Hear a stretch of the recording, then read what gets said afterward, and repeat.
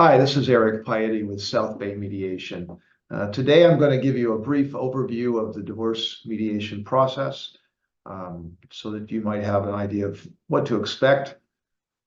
Of course, individual cases will vary depending on the particular situation, but this should give you at least a general idea of how the process works. So, every divorce in California begins the same way. One party files what's called a petition asking for the dissolution of the marriage, excuse me.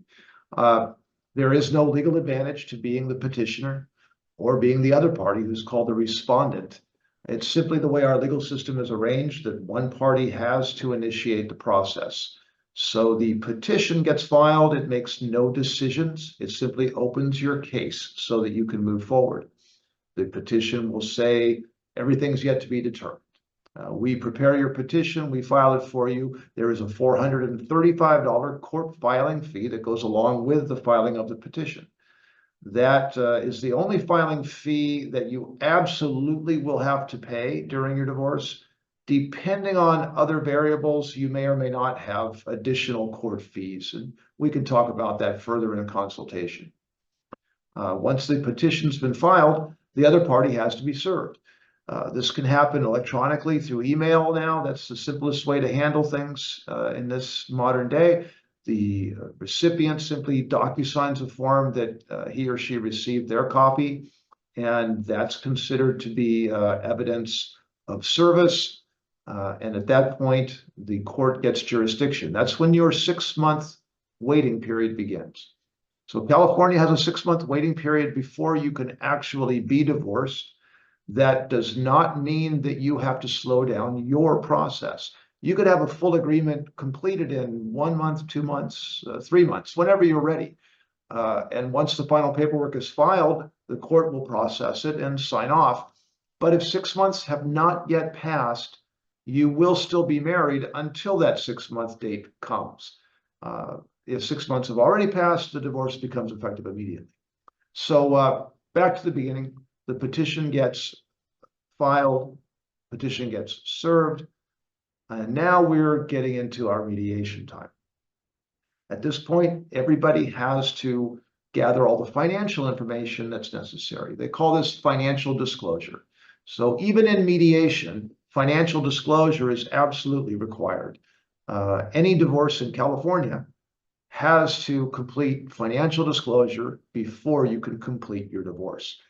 This is the law helping you make sure that both parties have the information they need so that nobody is taken advantage of.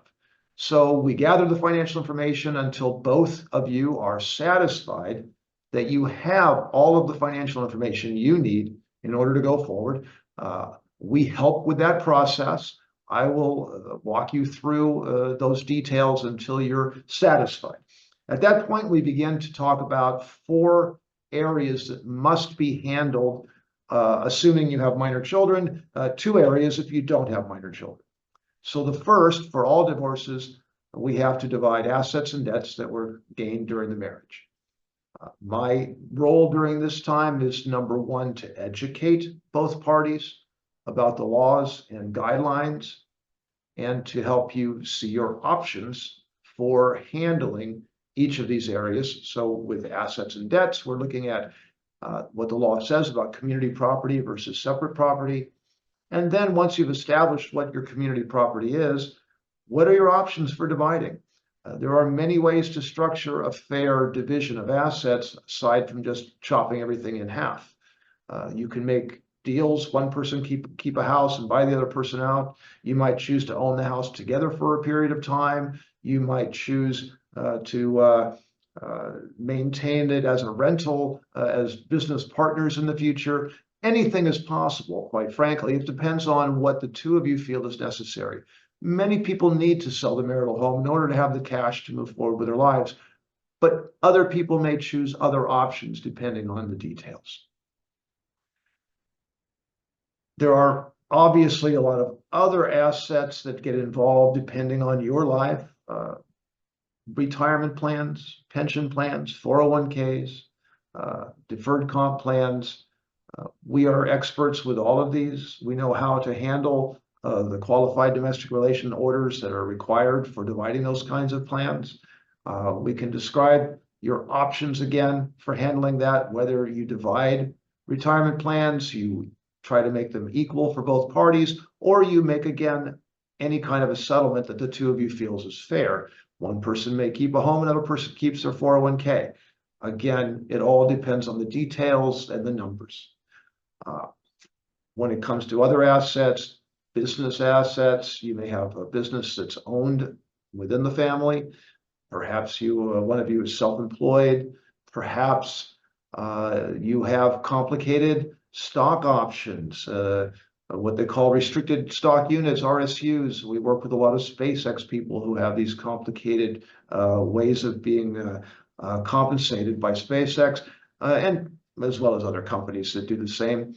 And we can help you handle, evaluate, and figure out the best way to divide any of those complicated matters. So again, we are experts, whether it's a simple divorce with very few assets, or whether it's a very complicated high net divorce that's dealing with a lot of complicated properties and businesses.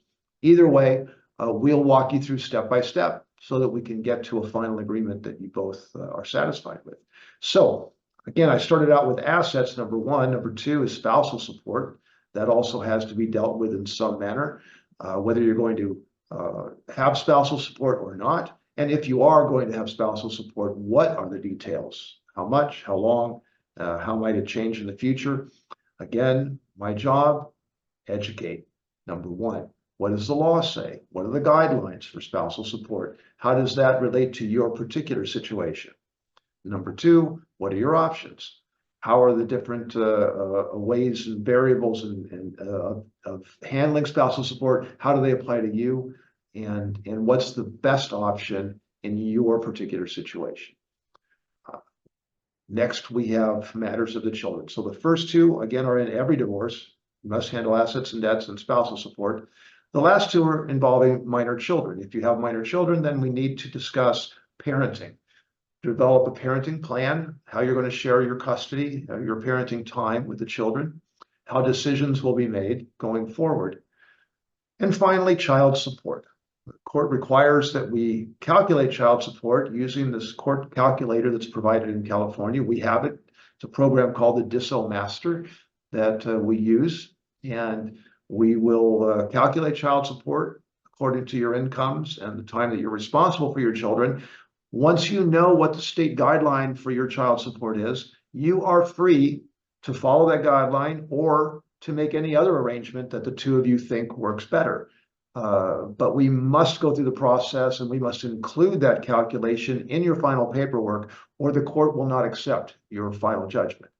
By the way, that's our job, to make sure we do everything properly so that whatever your final agreement is, it will be accepted by the court without any problem. So this is where we do our back and forth. So we discuss these areas that I've brought up: assets and debts, spousal support, parenting, child support. We negotiate. Most meetings last about an hour, sometimes a bit longer, sometimes shorter. We bill in 15-minute increments, so you're only getting billed for the time that we're using. We move forward this way until we are able to get to a full agreement that covers all of the areas that have to be dealt with. Once we do that, then it's our job to write up your final marital settlement agreement, the parenting plan, and all of the court forms that go with it. We review, sign, notarize, and submit to the court. And I should mention that throughout this process, at any time, attorneys can be consulted with. We have attorneys that we refer people to. You can choose anybody you want. It's not a requirement, but it's always a suggestion and encouraged if you have any concerns whatsoever. I don't want anybody to sign a final agreement unless they are confident, 100% confident that this is the right thing to sign. So whatever it takes to get to that level of confidence, I'll do it. Whatever we need, we'll do it. We'll get perhaps a financial advisor is something that you might want to run things by and check on the details. My role is to help you. I can discuss with spreadsheets and the tax ramifications of various kinds of divisions of assets and spousal support.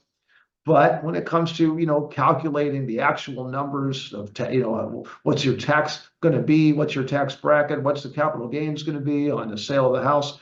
If it gets very complicated, certainly we refer to financial experts. We have what they call a divorce financial analyst that we refer to, or you can use anybody that you're comfortable with. Likewise, we have co-parenting therapists that we refer to if things are difficult when working with your children and coming to agreement on your parenting schedule, for example. Occasionally, there can be very, very high conflict difficulties with coming to this agreement. In those cases, we have some very skilled co-parenting therapists that we refer to.